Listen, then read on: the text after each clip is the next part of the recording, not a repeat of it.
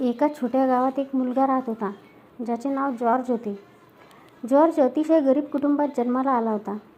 तो लहान असतानाच त्याच्या वडिलांचे निधन झाले होते. त्यामुळे कुटुंबाची सर्व जबाबदारी त्याच्या आईवर आली. जॉर्जला शिकण्याची खूप इच्छा होती, पण गरिबीमुळे त्याला शाळेत जाता येत नव्हते. एक दिवस त्याने गावातल्या एका शाळेबाहेर उभे राहून मुलांना शिकवताना पाहिले. त्याला शिक्षणाची खूप ओढ वाटली. नंतर तो घरी आला आणि त्याने आईला शाळेत जाण्याची इच्छा बोलून दाखवली.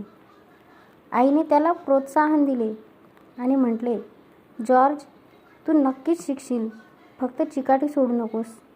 जॉर्जने गावातल्या एका शाळेत प्रवेश मिळवला. त्याला लिहिण्याची आणि वाचण्याची खूप आवड होती, पण पुस्तके विकत घेण्यासाठी त्याच्याकडे पैसे नव्हते. म्हणून तो घरातील जुन्या कागदांवर लिहायचा आणि अभ्यासू लागला. तो अभ्यासात खूप हुशार होता, पण गरिबीमुळे त्याला बऱ्याच अडचणींना तोंड द्यावे लागत होते. एक दिवस शाळेत एक स्पर्धा झाली. त्या स्पर्धेत मुलांना एक नवीन विषयावर निबंध लिहायचा होता. जॉर्जने त्या स्पर्धेत भाग घेतला. त्याने आपले विचार निबंधात मांडले, पण त्याला निबंध लिहिण्यासाठी कागद मिळत नव्हता. त्याने झाडाच्या पानावर निबंध लिहिला आणि तो शिक्षकांना दाखवला. शिक्षकांनी जॉर्जच्या कष्टाचे कौतुक केले आणि त्याला शाळेत मोफत पुस्तके दिली. जॉर्जने खूप मेहनत केली आणि तो परीक्षेमध्ये पहिला आला.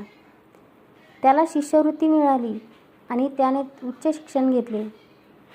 जॉर्जने वनस्पतीशास्त्रामध्ये प्रावीण्य मिळवले आणि अनेक शोध लावले. त्याने शेतकऱ्यांना नवीन पद्धती शिकवल्या, ज्यामुळे पिकांचे उत्पादन वाढले.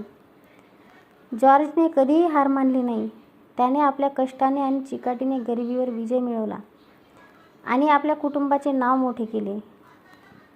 गोष्टीची शिकवण: कष्ट आणि चिकाटीने कोणत्याही संकटावर विजय मिळवता येतो.